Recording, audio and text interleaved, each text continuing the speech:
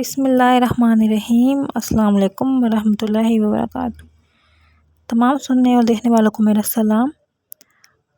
آج میں آپ کے ساتھ جو ہفتے کے دن محرم الحرام جو وظیفہ بتانے جا رہی ہوں، یہ بہت ہی مجرب اور بارہا آزمودہ وظیفہ ہے۔ اس کو آپ ایک دفعہ کرو گے تو اس کو کرامات، اس کی برکت و فضیلت آپ کو نظر آ جائے گی۔ اگر آپ پریشان حال ہیں یا پھر آپ کسی بیماری کا شکار ہیں، غربت کا شکار ہیں یا تنگ دستی کا شکار ہیں، کسی بھی پریشانی کا شکار ہیں، اللہ تعالیٰ آپ کو اس پریشانی سے نجات دلا دے گا۔ یہ وظیفہ کرنے کے بعد انتہائی مجرب ہے۔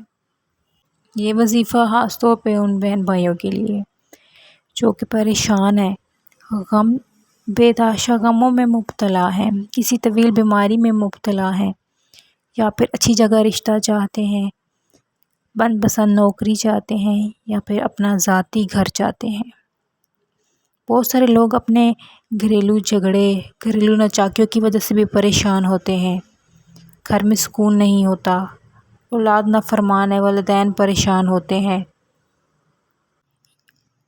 اور کچھ لوگ اولاد نرینہ چاہتے ہیں، بے اولاد ہیں، اولاد کے لیے بھی کر سکتے ہیں۔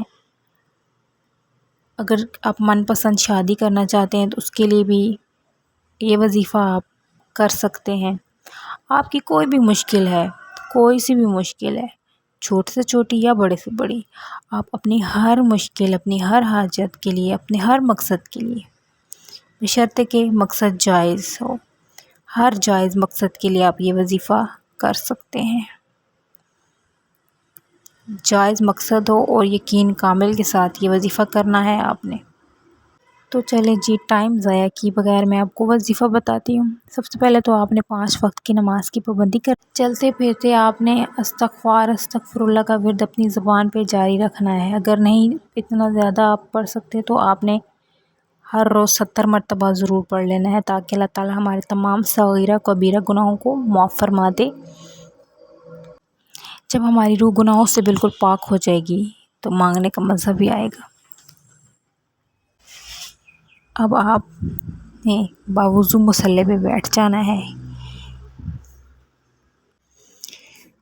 باوضو مصلی پہ بیٹھ جانا ہے۔ آپ کسی بھی ٹائم یہ وظیفہ کر سکتے ہیں، صبح کے ٹائم، شام کے ٹائم، رات کے کسی بھی نماز کے بعد کر سکتے ہیں آپ۔ یہ وظیفہ آپ نے باوضو ہو کے مصلی پہ بیٹھ جانا ہے، قبلہ رخ منہ کر کے، اور سب سے پہلے جو آپ نے پڑھنا ہے وہ ہے بسم اللہ الرحمن الرحیم۔ بسم اللہ الرحمن الرحیم ایک بار تعوذ پڑھیں گی شروع میں، اعوذ باللہ من الشیطان الرجیم، پھر آپ نے پڑھنا ہے بسم اللہ الرحمن الرحیم۔ اس کو آپ نے ایک تسبیح پڑھ لینا ہے، 100 مرتبہ بسم اللہ الرحمن الرحیم کی آپ نے ایک تسبیح پڑھ لینی ہے۔ جب آپ بسم اللہ الرحمن الرحیم کی تسبیح ایک مکمل ہو جائے تو اس کے بعد آپ نے سورہ فاتحہ کو پڑھنا ہے۔ سورہ فاتحہ جو کہ ہم نماز میں پڑھتے ہیں، سورہ فاتحہ جو قرآن کی پہلی سورت ہے، سورہ فاتحہ کی بے شمار فضیلت اور برکت والی، اس کی 20 نام ہے۔ سورہ نور بھی، سورہ دعا بھی، سورہ شفا بھی کہا جاتا ہے، اور یہ 2 دفعہ نازل ہوئی ہے۔ یہ اللہ تعالیٰ کی لاڈلی سورت ہے، اور جو اس سورت کو پڑھتا ہے روزانہ تو وہ اللہ تعالیٰ کے قریب ہو جاتا ہے، اللہ تعالیٰ اس کی بن مانگے حاجات قبول فرما لیتا ہے۔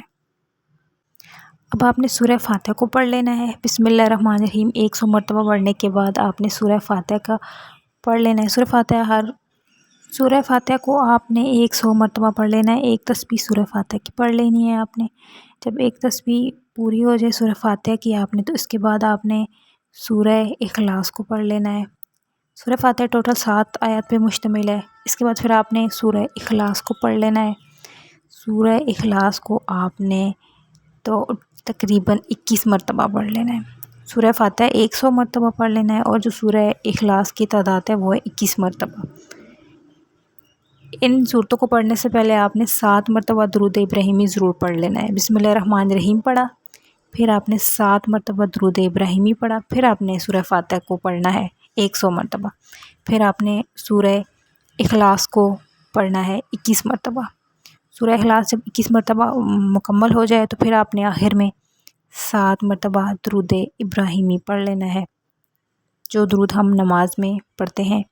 7 مرتبہ درود ابراہیمی پڑھ کے آپ نے اللہ تعالیٰ کے حضور سجدہ کرنا ہے، سجدہ ریز ہو کے اپنے گناہوں کی سچی توبہ کرنی ہے، اور ساتھ ہی شہدائے کربلا حضور پاک صلی اللہ علیہ وآلہ وسلم کی ذات اقدس کی راہ میں یہ جو آپ نے پڑھا ہے جتنا بھی کلام پاک اس کو پیش کر دینا ہے، اور انہی کا وسیلہ دے کے آپ نے اللہ تعالیٰ کے حضور، اللہ تعالیٰ کی بارگاہ میں الہی میں اپنی ساری حاجات رکھ دینی ہے۔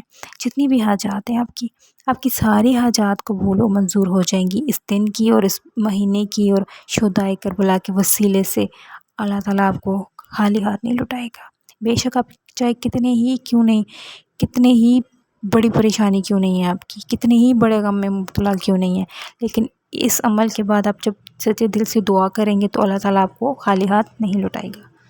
اللہ تعالیٰ ہم سب مسلمانوں کے لیے تمام مشکلات آسان کرے، غموں سے نجات دلائے اور جتنی بھی پریشانیاں ہیں ان سے دور کرے، محتاجی سے دور کرے، اور ہماری تنگ دستی مفلسی کو دور کرے، ہمارے گھروں کو رزق اور دولت سے مالا مال کر دے، جو لوگ پریشان ہیں ان کی پریشانیاں دور کر دے۔ اللہ تعالیٰ ہم سب مسلمانوں کو، امت مسلمہ کا حامی و ناصر ہو، آمین ثم آمین۔ جزاک اللہ۔